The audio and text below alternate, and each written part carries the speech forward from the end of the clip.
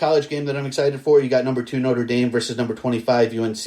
I'm telling you, Notre Dame is going to run all over these guys.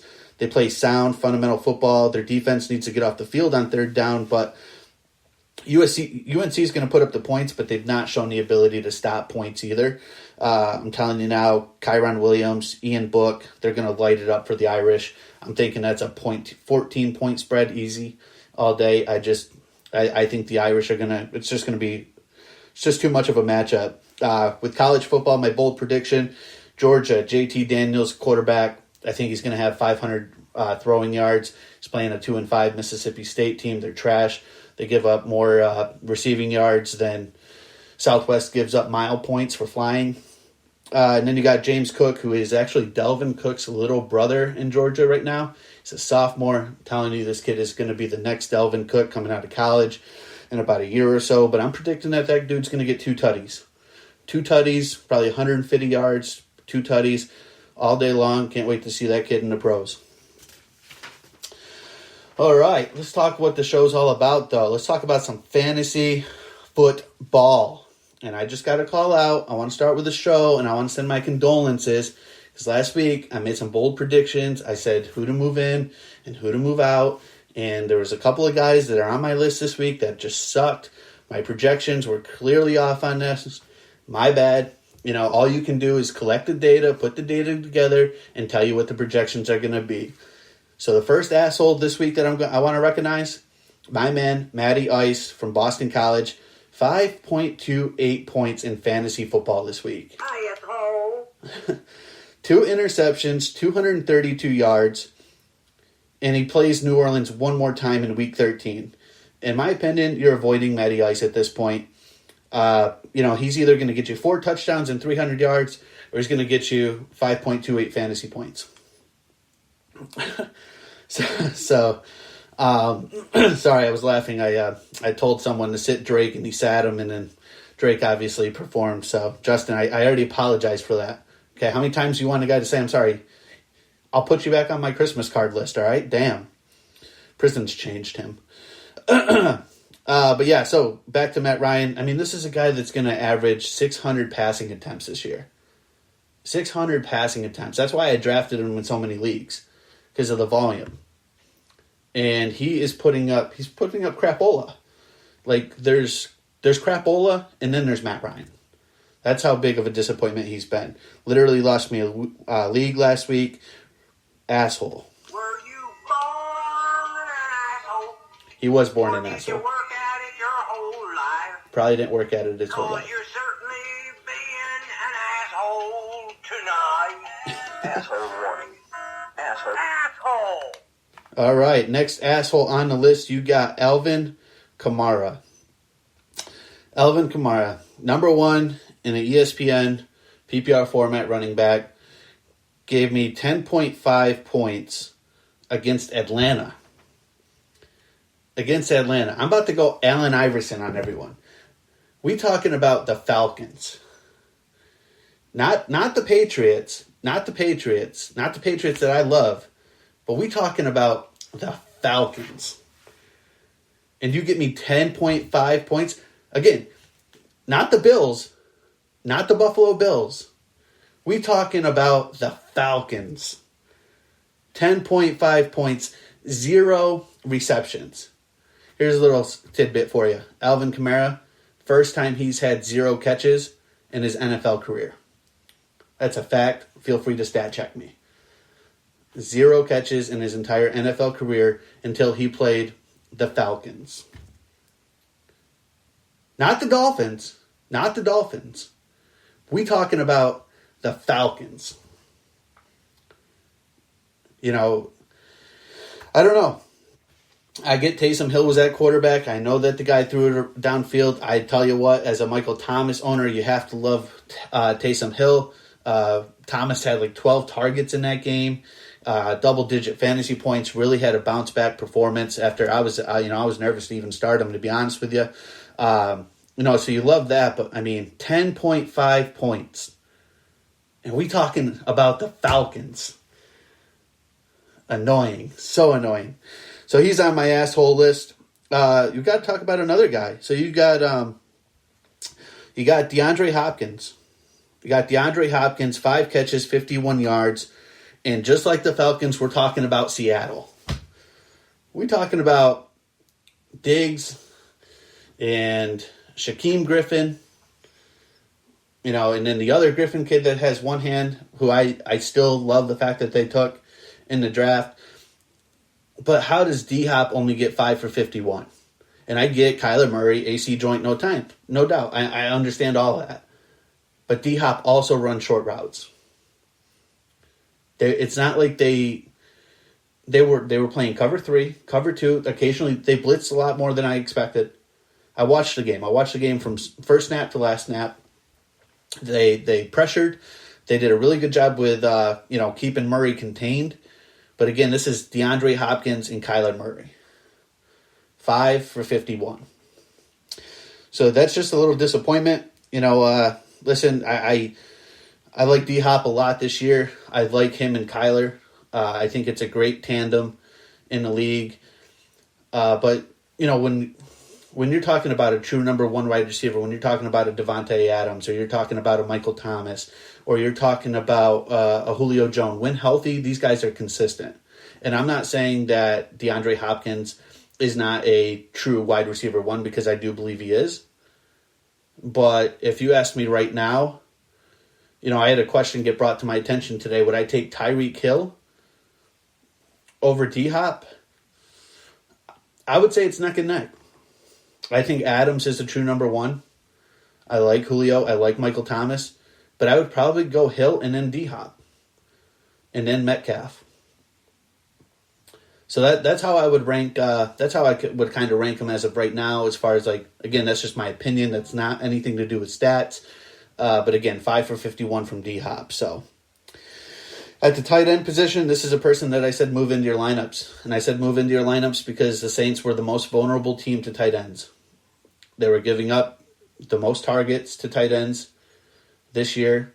They were giving up the most fantasy points to tight ends this year. And Hayden Hurst got you a goose egg. Doesn't help that Matt Ryan was on his ass 98% of that game. But you expected for Hayden Hurst. And I just want to call out some of these Hayden Hurst stats.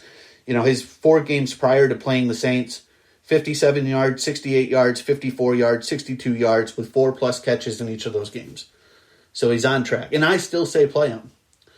I understand last week I'm the asshole for recommending him. I'm an asshole, you're an asshole, he's an asshole, she's an asshole. Wouldn't you like to be an asshole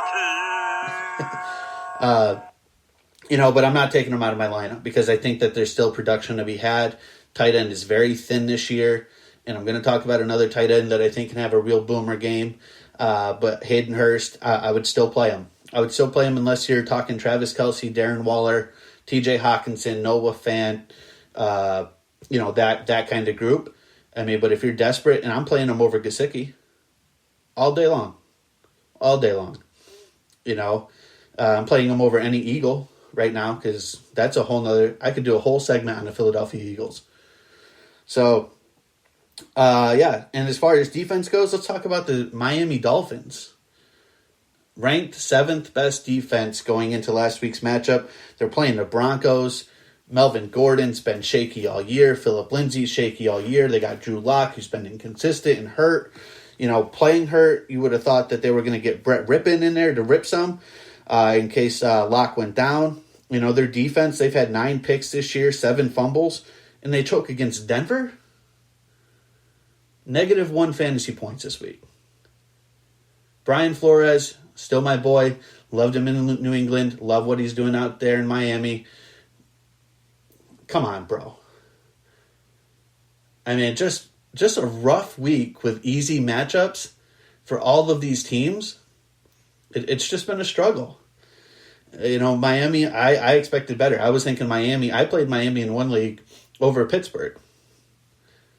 Because I just felt with the takeaways and things like that, they were gonna outproduce Pittsburgh. Obviously, I was wrong because it got me -1 points. And I only scored 69 points in that damn league this week. Got my ass kicked. Still in the playoffs. But got my ass kicked. Thanks a lot, Miami. Thanks a lot. You're off my Christmas card list. And then kicker. Man, there's only one kicker you can really talk about that's been a disappointment. That is Matthew Prater. Years ago, this guy had the leg, right? I mean, he could kick it from 64, like butter. I mean, just splitting the uprights every time. Goes to Detroit, inconsistent as always. Puts up a dud. A zero, a goose egg, nilch, nada. Couldn't help you. Shanked one way left. I'm not sure if he owed a ball to a fan in the stands or something, but he shanked the shit out of that ball. You expect better, right? I mean, any kicker could have got you at least 1 point. Jesus, and Matthew Prater got you nothing. So I get it. So this week sucked. I had a lot of disappointment in one league. Just Matt Ryan started it.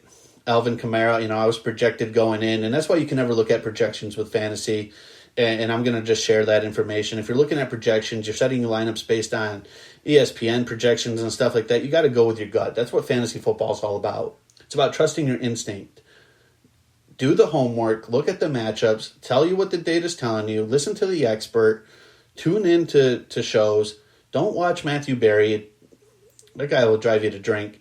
But listen to what they're saying. ESPN rankings and how they project is a hell of a lot different than how I do my rankings or how, Fantasy Sports on XM Radio does their rankings. It's two different formulas, but fantasy football is all about trusting the gut. And if you're going by, projections, you're probably going to be where I'm at, fighting for a playoff spot at this point, praying to God that I can get some help with a couple other teams losing. And, that's where it'll be. But I'm in 15 leagues. I'm looking good in, 11 of them. I was eliminated in 2. We'll see how it goes. I got one team that's still 11-0. Let's go in that league. And then I got a couple leagues where I'm 9-2, and one league where I'm 8-3, and looking like I'm going to get that first round bye, which is good because that's in a shit talking league. So they're a little mad at me right now. I pulled off a trade, which I'm going to talk about at the end of the show. All right, well, let's move on. Let's talk a little bit about the Turkey Day special, right? Some favorable matchups. I'm telling you right now, the juiciest, Detroit-Houston. Detroit-Houston is a fantasy. It's like a prayer from the fantasy gods being answered. I mean, if you have a running back in this game, you're playing them. You're playing. If you're in a 14-teamer, I would probably even consider playing Adrian Peterson. I know he got you nothing last week, but I'm telling you, DeAndre Swift is going to have a game. He's going up against the Texans. If you haven't been paying attention, I've already talked about the Texans and the yardage that they're giving up. 5.5 yards per carry. DeAndre Swift's, he's going to have a game. I got the stats right here in front of me. They're giving up the third most receiving yards to running backs in the NFL. Third most. DeAndre Swift, what's he do? He catches the damn ball. And then when you think about, here's the stat for you. These are the worst 2 defensive teams against running backs. I got it right in front of me. Worst 2. Detroit, allowing so far 73 targets, 51 receptions, 14 touchdowns, rushing touchdowns. So they've given up 14 rushing touchdowns in 10 weeks. Houston Texans, 12 touchdowns in 10 weeks. Receiving, Detroit's given up 5, Houston's giving up 0, but that's because you can run it in. Why throw when you can run? So if you have Duke Johnson, I would say Duke Johnson's an RB2 this week. My projections will be out a little bit tomorrow on our website. You can always check us out on Facebook as well. I would say Duke Johnson an RB2. I love DeAndre Swift in deeper leagues. I don't mind AP. I don't think Kerryon's going to get much playing time. And you like the matchups for the wide receivers as well. I talked about Jeff Okudah, probably going to miss this game. So my question to you is, who the hell's guarding Brandon Cooks? Or who's guarding Will Fuller? Hell, who's guarding Randall Cobb? So it's like I said, I